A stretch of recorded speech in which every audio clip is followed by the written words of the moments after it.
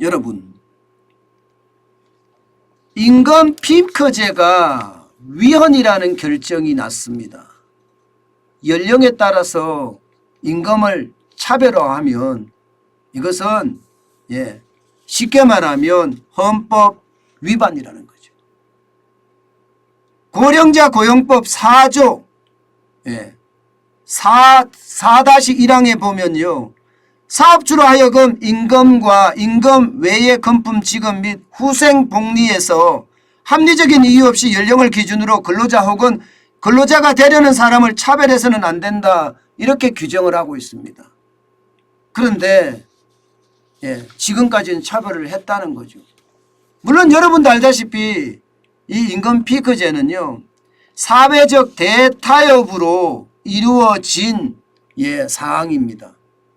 이게 쉽게 말하면 젊은이를 더 뽑기 위해서 나이가 좀 있는 사람들 입장에서는 이제 55세 정년을 기준으로 55세를 기준으로 정년까지 임금을 좀 낮추자. 그리고 그 돈으로 젊은이들을 더 뽑자 하는 게 노사정이 합의한 사항입니다. 이게 2016년부터 아마 시행이 됐던가 그렇습니다. 그런데 이게 이제 위헌으로 결정이 난 거예요. 이렇게 되면 여러분, 지금 그동안 임금 피크제를 적용을 받아서 회사마다 55세부터 정년까지 임금이 쭉쭉 떨어진 사람들 아마 다 소송할 겁니다. 다 소송할 거예요. 굉장히 혼란스러울 거예요. 굉장히 혼란스러울 거예요. 그렇게 되면 얼마를 더 받을까? 회사마다 각기 다르겠죠. 분명히 소송은 일어날 겁니다. 지금 이번 대법원에서 결정한 그 연구원 소송 총 금액은요. 1억 8,339만 원이었습니다. 여기에는요. 임금 피크제 때문에 수당도 제대로 못 받고 상여금도 제대로 못 받고 퇴직금도 제대로 못 받았다. 그리고 명예퇴직금도 산정에 큰 불이익을 받았다. 그래서 1억 8,339만 원을 지급해달라 이렇게 소송을 했는데 원고가 일부 승소 판결을 받았습니다. 그러면 아마 이 원고는요. 결국 비연구원이라고 돼 있지만 이 비연구원을 대상으로 했거든요. 1억 이상 받겠죠.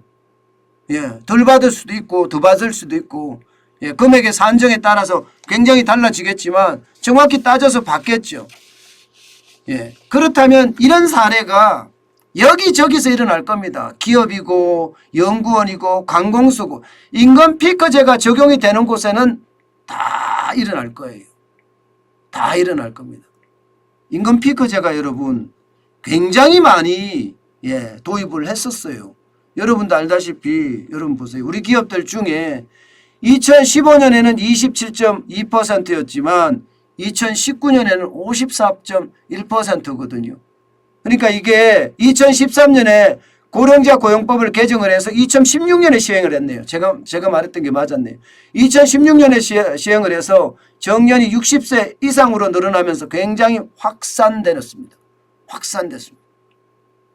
그러면 여러분 이제 소송을 하면 임금 피크제에 적용됐던 사람들이 굉장히 많을 거 아니에요. 물론 임금 피크제는 300인 이상 사업장에서만 유용이 저게 됐었으니까 아마 300인 이상 사업장에서 나오겠죠. 그러면 얼마나 될 거냐? 여러분 이게 굉장히 많습니다. 여러분 이거 한번 보세요. 전체가 76,507개소에서 임금 피크제를 적용을 시켰습니다. 그리고 회사마다 임금 피크제의 어떤 그 감액 기준이 다 다릅니다.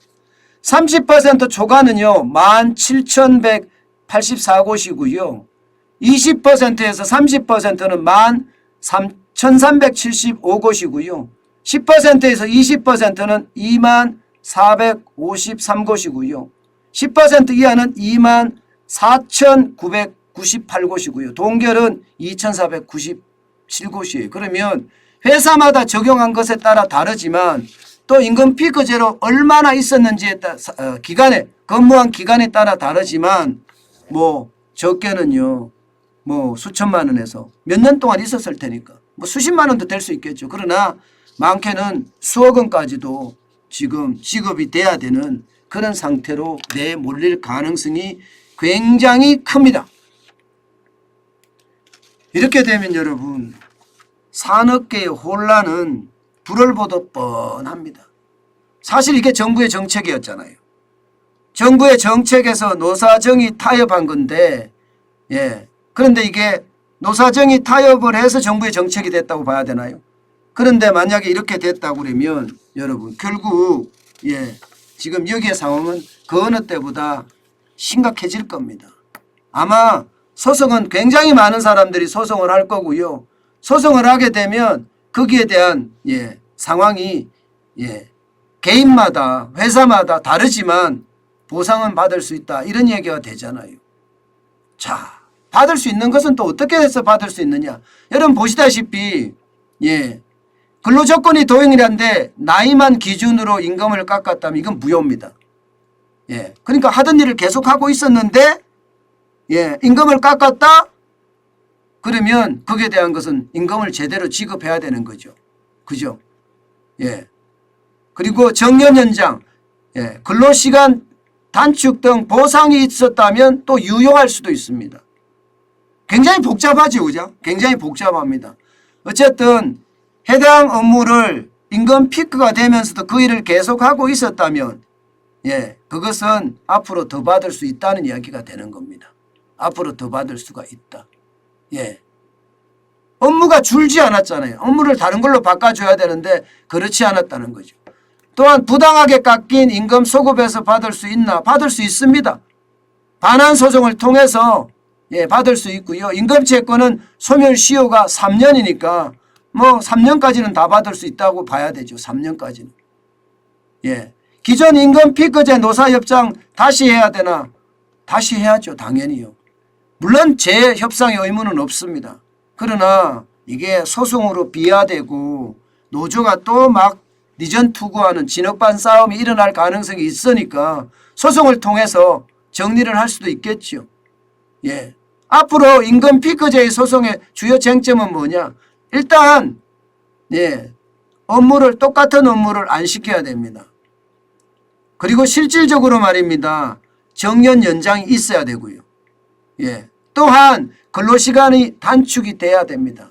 뭔가 유무형의 보상이 있으면 괜찮다 이렇게 이야기하고 있습니다.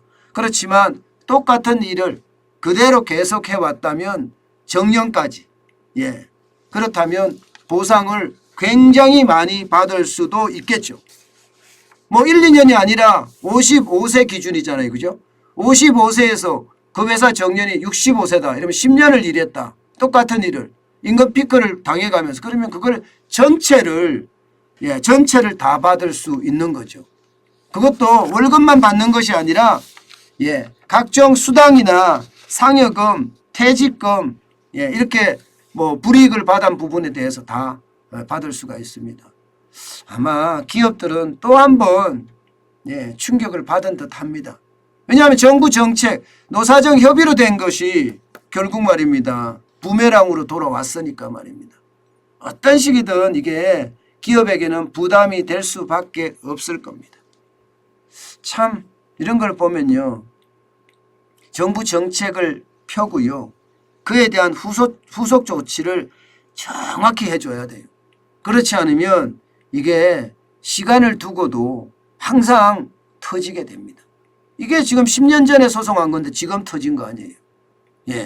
10년 전에 소송한 건데. 그러니까 언제든지 터질 수 있다는 거 여러분 우리가 항상 기억하면서 우리는 봐야 됩니다. 그러니까 정부도 정책을 펴면요. 그에 대한 후속 조치, 법률적 후속 조치도 반드시 이루어야 된다. 저는 그런 생각도 해봅니다.